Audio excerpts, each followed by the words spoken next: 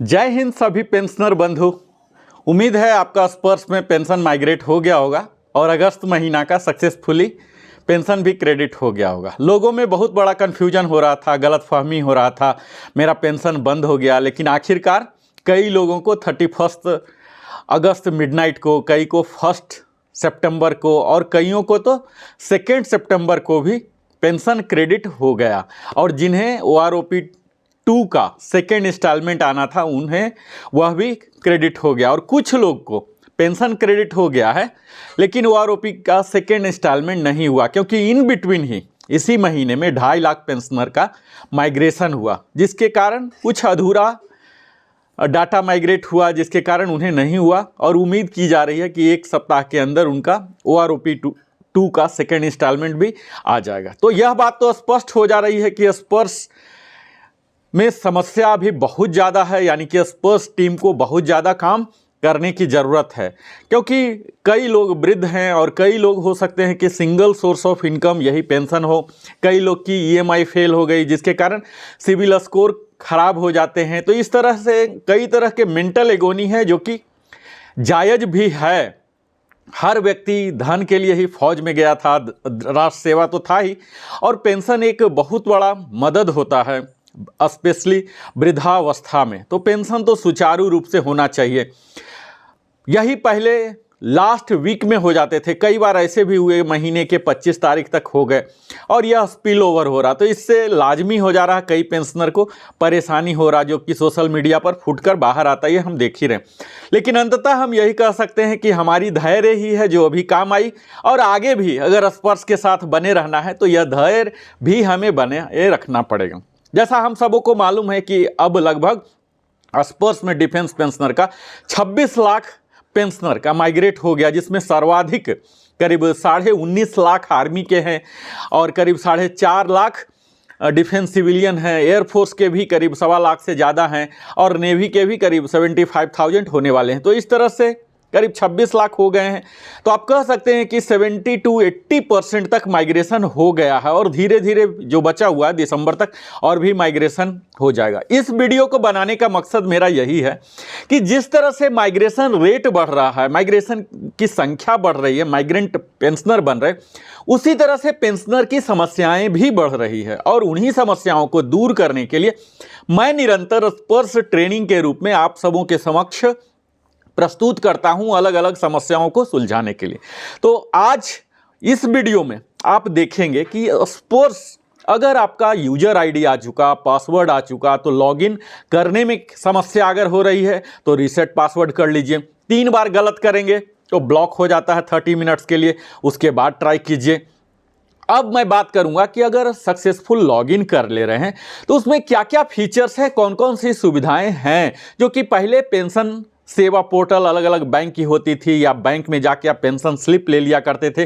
तमाम तरह की सुविधाओं देने के लिए स्टाफ होते थे, लेकिन यहाँ तो स्पर्श के स्टाफ है नहीं, तथाकथित सर्विस सेंटर हैं और टोल फ्री नंबर हैं, वो भी काम नहीं करते हैं। तो किस तरह से आप इस स्पर्श पोर्टल को एक्सप्लोर कर सकते हैं, इसके बारे में मैं बताने जा रहा हूं। मैं आगे की वीडियो प्रारंभ करूं इससे पहले मैं Narendra Kumar, wellness consultant, entrepreneur trainer, आप सबों से विनम्र निवेदन करता हूं कि आप हमारे चैनल में अगर पहली बार आए हैं तो अवश्य ही सब्सक्राइब करें, बेल आइकन पुश करें ताकि सारे नोटिफिकेशन मिले।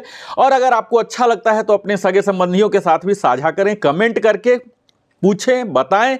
मैं 1 to 1 रिप्लाई करने का यथासंभव प्रयास करूंगा। अब मैं बताता हूं कि यहां आपको स्पर्श जैसे लॉगिन करेंगे तो आपको होम विंडो आएगा, वहां आपका वेलकम किया रहेगा, पर्सनल डिटेल्स होते हैं, आपके ट्रैक स्टेटस होते हैं, तमाम तरह की मेनू होती है। तो यहाँ हम तमाम तरह की स्क्रीन के साथ में एक ओवरव्यू आपको दे रहा हूं कि वहाँ आप क्या क्या कर सकते हैं। तो सबसे पहला तो आप पेंशन डिटेल जानना चाहेंगे, जिसके तहत आपकी क्या बेसिक पेंशन है, क्या उसमें डिसेबिलिटी एलिमेंट है, क्या ग्रेच्युटी मिला है, या और भी कई तरह के इंटाइटलमेंट्स हैं। तो ये सब के लिए आपको सक्सेसफुल तो स्पर्श में लॉगिन करना ही पड़ेगा। इसके बाद आपको माई डॉक्यूमेंट लेफ्ट साइड में भी आता है और राइट साइड में भी आता है। जब आप लैंडिंग पेज में जाएंगे उसमें आपको माई डॉक्यूमेंट में ही इंटाइटलमेंट सेक्शन में करना है, और इसी चीज़ को आप अल्टरनेटली पीपीओ में भी कर सकते हैं। माई डॉक्यूमेंट पीपीओ है, माई डॉक्यूमेंट में पीपीओ के द्वारा भी आप देख सकते हैं। अब आपको कैसे डाउनलोड करना है या व्यू करना है मंथली पेंशन स्लिप, जहां की आपके कंप्लीट डिटेल होते हैं, तो यह भी आपको माई डॉक्यूमेंट सेक्शन में ही मिल जाते हैं।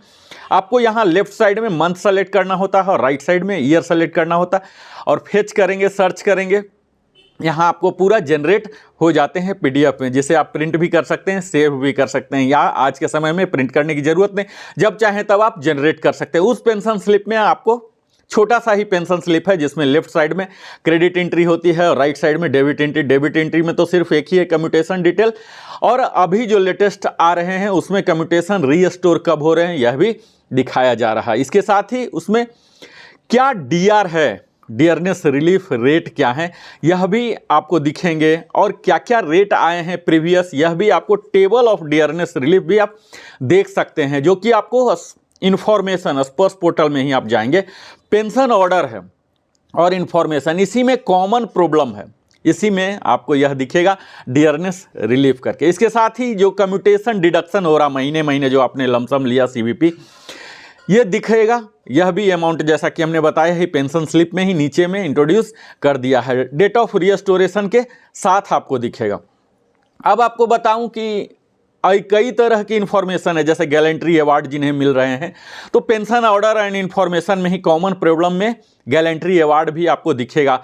जो करेंट और प्रीवियस रेट ऑफ एफए है, फिक्स्ड मेडिकल अलाउंस, जो कि अभी 1000 है, पहले 500 था, फिर 300, 200, 100 इस तरह से था, तो ये सब भी आपको एप्लीकेबिलिटी रेट के साथ दिखेगा, ताकि आप कंपेयर कर सकते हैं कि क्या क्या है। इसके साथ ही पेंशन ऑर्डर एंड इंफॉर्मेशन में कॉमन प्रॉब्लम में एफए में आपको बंद करना है या देखना है कि कितना मिल रहा है, यह सब भी देख सकते हैं। इसके साथ ही एक फीचर इन्होंने दिया है pension data verification. Pension data verification PDB, जो कि मुख्यतः पेंशन सैंक्शन होने के लिए, यानी कि जो लोग सर्विस में ही हैं, अब रिटायर होने जा रहे हैं, तो उन्हें सैंक्शन करने से पहले उन्हें 15 दिन का समय दिया जाता है, उन्हें एक मौका दिया जाता है कि आप अपने सारे डाटा को देख लें, वेरीफाई कर लें, ताकि सैंक्शनिंग के दौरान आपकी अमाउंट को कोई प्रॉब्लम नहीं हो। तो यह पीडीबी है, उन्हें करेक्ट एक्यूरेटली देता है। अगर कोई प्रॉब्लम है तो उस 15 दिन में ही उन्हें रेज करना होता है, अदरवाइज जो पीडीबी में है वही फाइनल हो जाता है। यही पीडीबी सर्विस होल्डर के लिए भी एडिटेबल मोड में तो नहीं, सारे व्यूइंग मोड में ही होते हैं, आप सारे व्यू कर लीजिए, और अगर कहीं कोई समस्या है तो ग्रीवियंसेस में ही दे सकते हैं। तो इस तरह से यहाँ पर कुछ आपको दिया जा रहा है। और अगला जो आता है समस्या लोगों में, लास्ट ईयर भी आया था और इस साल भी अब नवंबर महीना में आ रहा है, और अक्टूबर महीना में जो सुपर सीनियर सिटीजन हैं उनके लिए आएगा, तो पेंशनर आइडेंटिफिकेशन, जिनसे हम आम बोलचाल की भाषा में लाइफ सर्टिफिकेट सबमिशन कहते हैं।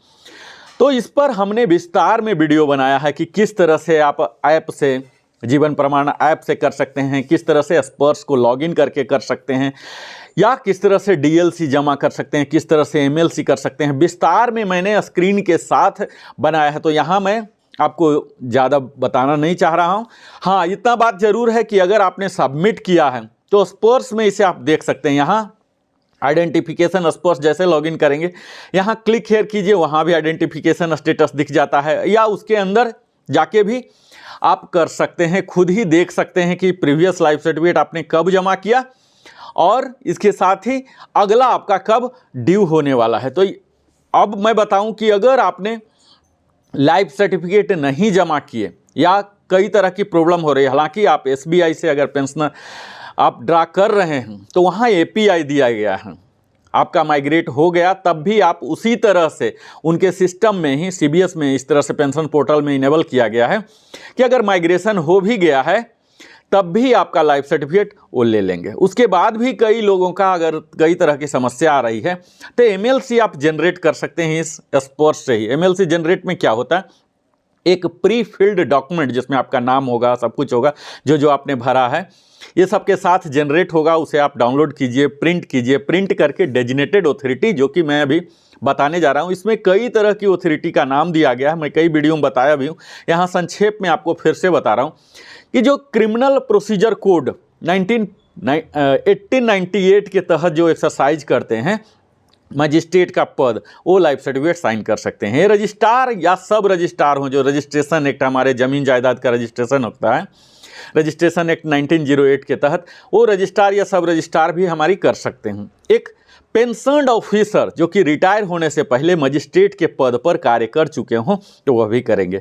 कोई भी गजटेड ऑफिसर ऑफ गवर्नमेंट यानी कि स्टेट गवर्नमेंट भी और सेंट्रल गवर्नमेंट भी हो सकते हैं। एक मुंसिफ भी आपके लाइफ सर्टिफिकेट साइन कर सकते हैं, पोस्ट मास्टर कर सकते हैं, सब पोस्ट मास्टर भी कर सकते हैं और इंस्पेक्टर जो होते हैं उनके ऑडिटर पद पर इंडिया पोस्ट के वो भी कर सकते हैं। क्लास 1 ऑफिसर आरबीआई के हैं वो भी कर लेंगे। स्टेट बैंक के कोई भी ऑफिसर कर सकते हैं या सब्सिडरी बैंक जो स्टेट बैंक के हैं, अब तो कोई सब्सिडरी रहा नहीं, उन्हें भी किया गया है। हेड ऑफ विलेज पंचायत जो हैं, ग्राम पंचायत हैं, गांव पंचायत के जो हैं, इन सब से ग्राम पंचायत या ग्राम पंचायत जो भी कह लीजिए उनके हेड से यानी कि मुखिया प्रमुख जो भी होते हैं उनसे करा सकते हैं। Executive committee of A village के जो हेड हैं उनसे भी करा सकते हैं। और बैंक के ऑफिसर जो कि second schedule of the RBI act 1934 से किए गए हैं, जो पेंशन ड्रा कर रहे हैं वहाँ से भी कर सकते हैं। एक पुलिस ऑफिसर जो एसआई रैंक जो इंचार्ज हो एक पुलिस स्टेशन का, उनसे भी आप करवा सकते हैं। लोकसभा, राज्यसभा, विधान परिषद के इन चारों में से कोई भी सदस्य हैं उनके पास भी अगर आप अप्रोच रखते हैं तो उनसे भी लाइफ सर्टिफिकेट्स साइन करवा सकते हैं। या फिर कारपोरेटर हों, म्यूनिसिपल कॉरपोरेशन के काउंसलर ऑफ म्यूनिसिपैलिटी, उनसे भी करवा सकते हैं। और अगर री एम्प्लॉयड आप हैं तो री एम्प्लॉयर जो हैं वहाँ उस डिपार्टमेंट के हेड से भी आप करवा सकते हैं। या फिर जिला सैनिक बोर्ड जो कि डिस्ट्रिक्ट सैनिक वेलफेयर ऑफिसर DSWO कहलाते हैं, वो भी अधिकृत हैं। इस तरह से ये सब तो अधिकारी गण हैं जिनसे आप कर सकते हैं। कई लोगों का कमेंट था कि ये लोग पैसे लेते हैं, आप उन सबों के पास अप्रोच कीजिए जिनके पास आप इजीली अप्रोच कर सकते हैं, जो आपके नज़दीक हैं। और नहीं तो फिर बैंक में ही जाएं, बैंक में ही आपके लाइफ सर्टिफिकेट भी वो साइन कर देंगे और सबमिट भी कर देंगे, उनके पास API आ चुका है। इसके साथ ही अगर आप MLC नहीं DLC करना चाहते हैं तो बायोमेट्रिक के थ्रू आपको 1000-1500 का खरीदना पड़ेगा, जो कि ऑनलाइन भी उपलब्ध है। और हमने अगले वीडियो में दिया है कि कौन कौन से बायोमेट्रिक जो फिंगर स्कैनर है वो अधिकृत है, लाइसेंस्ड है, और आप कई तरीके से लाइफ सर्टिफिकेट जमा कर सकते हैं, उसे देख भी सकते हैं। तो यह समस्या अगर हमारे साथ जुड़े रहेंगे, तमाम वीडियो देखिए या यहाँ ही देखे तो समझ गए होंगे। तो इस तरह से हमारा जो ट्रेनिंग का पर्पस है, मुख्य उद्देश्य यही है कि आपकी मानसिक पीड़ा जो पेंशन की अवरोध आ जाती है, इसे कम से कम घटाया जा सके, ताकि आपको उत्पीड़न का पीड़न ना हो, यानी कि फ्लॉलेस आपका पेंशन आते रहे और आपके सारे कार्य सुचारू रूप से होते रहे। बहुत बहुत धन्यवाद। नरेंद्र कुमार वेलनेस कंसल्टेंट के साथ लिविंग हैप्पीली में सदैव बने रहने के लिए सप्रेम धन्यवाद आपका प्यार जताने के लिए। और अगर आपने सब्सक्राइब नहीं किया तो अवश्य ही सब्सक्राइब करें, लाइक करें, ताकि हमारा भी मोटिवेशन बना रहे और हमारे चैनल को भी आपकी तरह ही विकास और वृद्धि का एक अच्छा अवसर मिलते रहे। फिर मिलते हैं। जय हिंद।